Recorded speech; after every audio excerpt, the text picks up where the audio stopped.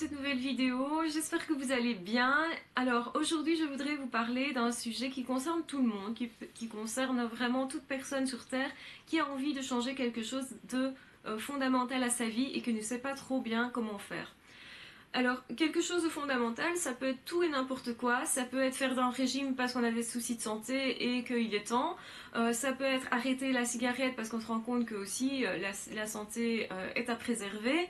Ça peut être changer d'activité professionnelle, ça peut être trouver des amis, ça peut être... Enfin vraiment, ça peut être en tout niveau, donc dans tous les domaines de la vie. Vous avez envie d'améliorer une chose qui vous ennuie pour l'instant, vous ne savez pas comment faire, et souvent l'action que l'on fait va être une grosse action une fois comme ça, et on va regarder si ça marche. Souvent, les personnes ont ce type de comportement. Je vais reprendre l'idée du régime parce que c'est une idée qui est finalement assez simple, qui est assez abordable à tous et qu'on peut facilement conceptualiser. Donc, on veut simplement perdre du poids. Je prends la perte de poids, même si la prise de poids c'est un peu équivalent, mais il y a plus de personnes qui essayent de perdre. Et ça, c'est en lien avec les conventions sociales où il faut être mince, jeune, pétillant et tout ça. Hein, vous savez comme moi qu'il y a des images qu'on essaye d'entretenir. Et de toute façon, ici, la raison, c'est qu'il y a un éventuel problème de surpoids et donc de santé. Que les conséquences au niveau de la santé peuvent être désastreuses. Et donc, il est effectivement temps de prendre le taureau par les cornes. Alors, outre le fait que la motivation va être importante sur l'objectif à réaliser, si vous voyez ça de façon positive en vous disant ouais c'est cool, c'est un nouveau défi, je vais dépasser ça, mais vous serez déjà dans un meilleur esprit que celui qui se dit merde, je vais plus pouvoir manger, mais moi j'aime ça et j'ai pas envie de faire ce régime. Enfin voilà, la motivation va être très différente et forcément va influencer le résultat. Plus vous êtes motivé et optimiste à l'idée d'y parvenir et plus vous avez de chances d'y parvenir. Donc déjà, il faut travailler là-dessus. Alors évidemment, quand vous essayez de maigrir, qu'est-ce que vous allez faire? Vous allez vous priver énormément. Vous allez vous dire qu'est-ce que je dois enlever de mon alimentation pour que ça aille mieux. Vous allez avoir tendance à vous dire je vais enlever de la quantité, donc manger moins, autrement dit, et je vais enlever ce qui est sucré et ce qui est graisseux. Au fond, c'est une décision qui n'est pas du tout bête, c'est quelque chose d'évident, mais à ces différences près que vous avez omis un gros problème, qui est que votre corps ne peut pas s'adapter comme ça à un régime draconien. Donc en fait votre corps est habitué à une certaine quantité de nourriture, donc votre estomac s'est dilaté forcément.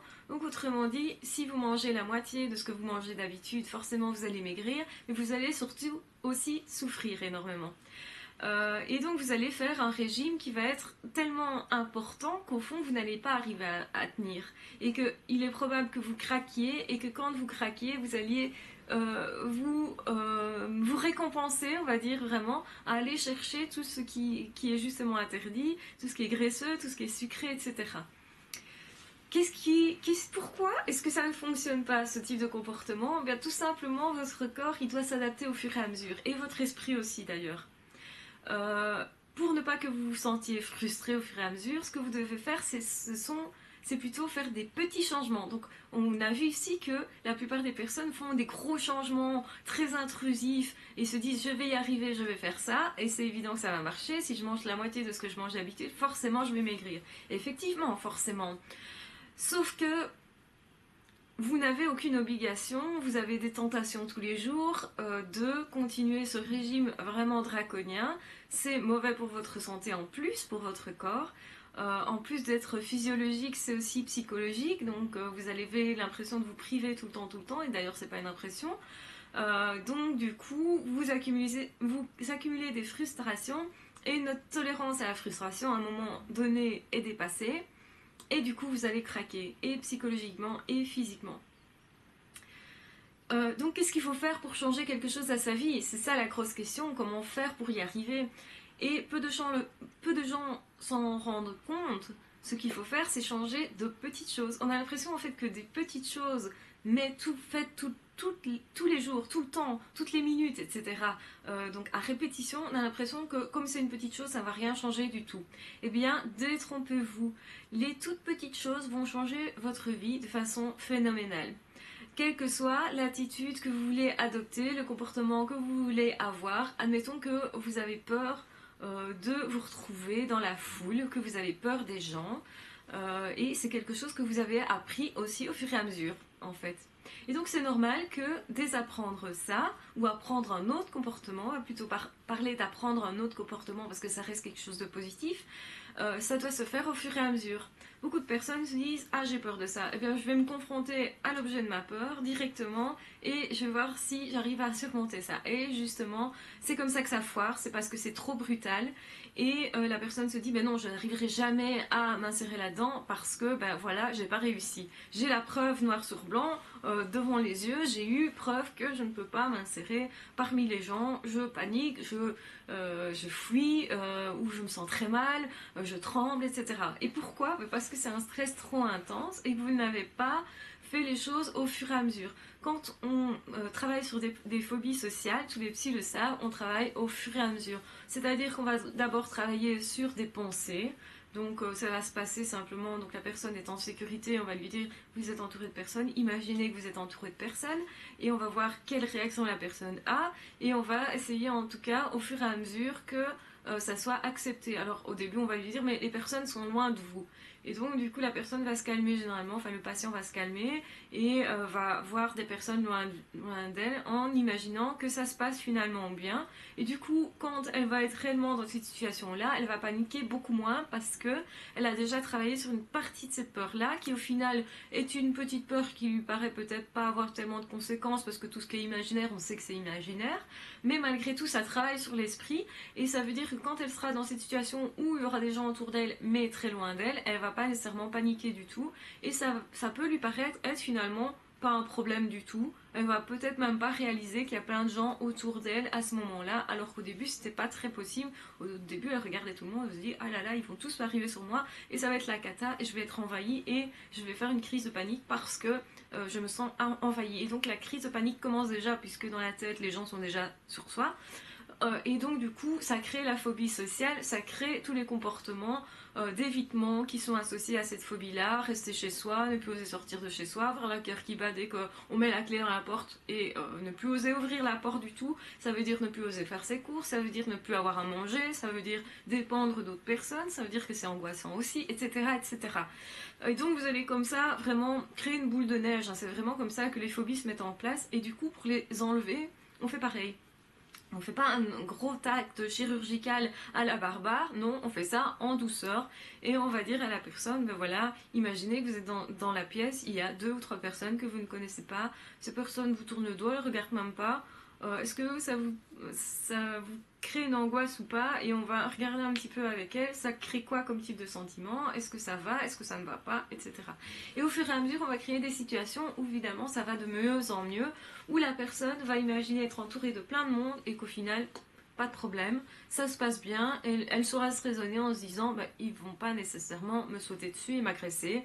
Euh, donc c'est une situation qui est quand même assez rare dans la vie courante, donc du coup je me sens plus ou moins bien, entourée de plein de personnes et je sais que si jamais ça ne va pas, je peux partir, donc j'ai une possibilité d'échappatoire si jamais, donc je stresse du coup beaucoup moins.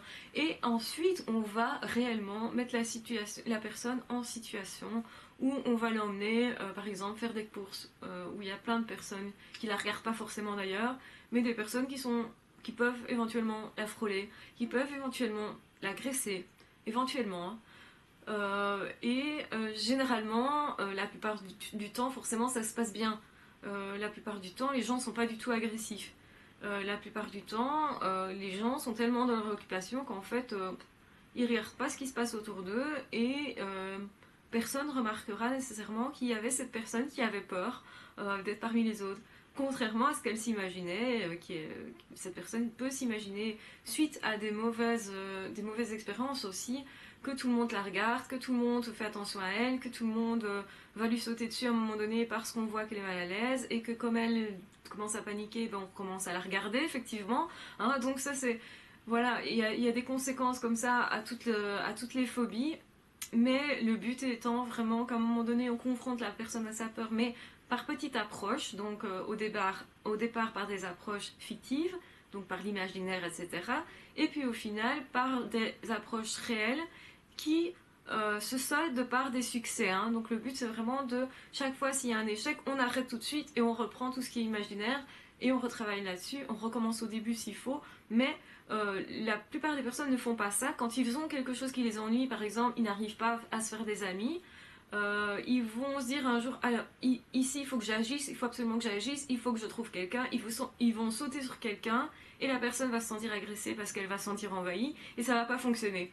Et du coup ils vont conclure que non, vraiment ils sont pas doués pour se faire des amis, donc ça va renforcer leur croyance à ce niveau-là. Si vous voulez changer quelque chose dans votre vie, faites-le au fur et à mesure. Mettez-vous des exercices qui sont graduels. Draguer quelqu'un par exemple, beaucoup de personnes ont peur de draguer quelqu'un. Surtout si c'est quelqu'un qui vous plaît vraiment et que vous avez peur des conséquences de perdre cet amour-là, justement, de perdre en fait cet espoir-là, eh bien, n'allez pas draguer directement la personne en question, allez plutôt, faites l'exercice d'aller parler à d'autres personnes.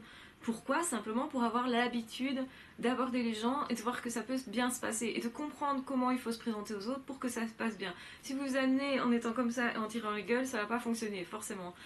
Si vous amenez en ayant un sourire, vous allez comprendre que quand vous êtes de bonne humeur, ben, ça a plus de chances de bien se passer. Et donc, le jour où vous allez voir la personne dont vous êtes amoureux ou amoureuse, il est probable que vous cherchiez le jour justement où vous êtes de bonne humeur. Où vous êtes plutôt taquin, où vous êtes plutôt un peu, comment dire, dans un esprit un petit peu plus léger, où vous n'avez pas peur, où vous avez éventuellement eu des amis qui sont là pour vous soutenir, où vous avez dit aux autres, oh écoute, voilà, j'aimerais bien parler à cette personne, si ça se passe pas bien, est-ce que tu seras là, si jamais, pour qu'on aille boire un verre et qu'on en discute, si je suis pas bien. Déjà, comme ça, vous mettez en fait une sorte de filet de réception. Si jamais vous faites une voltige et qu'elle se passe mal, ben au final, il y a ce filet qui va vous récupérer, qui est justement cet ami qui va aller boire un verre avec vous. Et ça fonctionne très bien. Et du coup, je pense que c'est très important d'en parler. Les petites choses dans votre vie vont changer vraiment votre vie. Ce sont des petites choses. Travaillez tous les jours sur des petites choses. Vous voulez faire un régime, eh bien vous diminuez la collation que vous prenez à 4 heures ou vous ne la prenez pas simplement. Vous enlevez quelques petites choses au fur et à mesure et donc du coup votre estomac va forcément se réduire puisque vous mangez un petit peu moins tout le temps. Et effectivement, vous n'allez pas arriver à maigrir rapidement.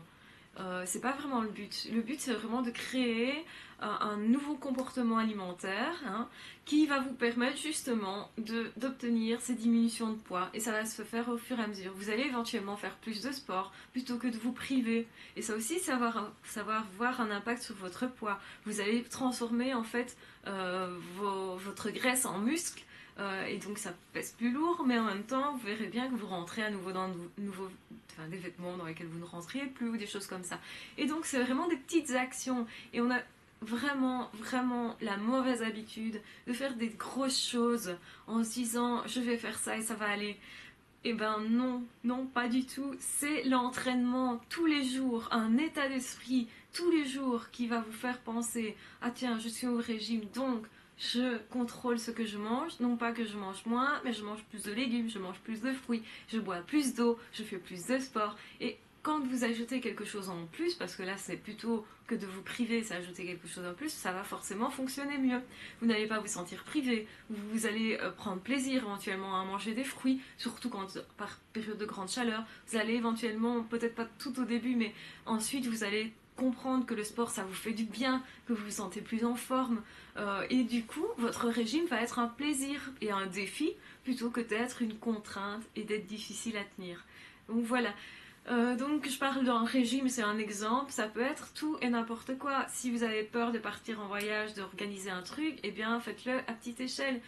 Demain, j'organise un truc, on va avec une copine là, on va simplement en ville, je lui offre un verre à tel endroit, on va manger une glace à tel endroit, et voilà. Ça peut être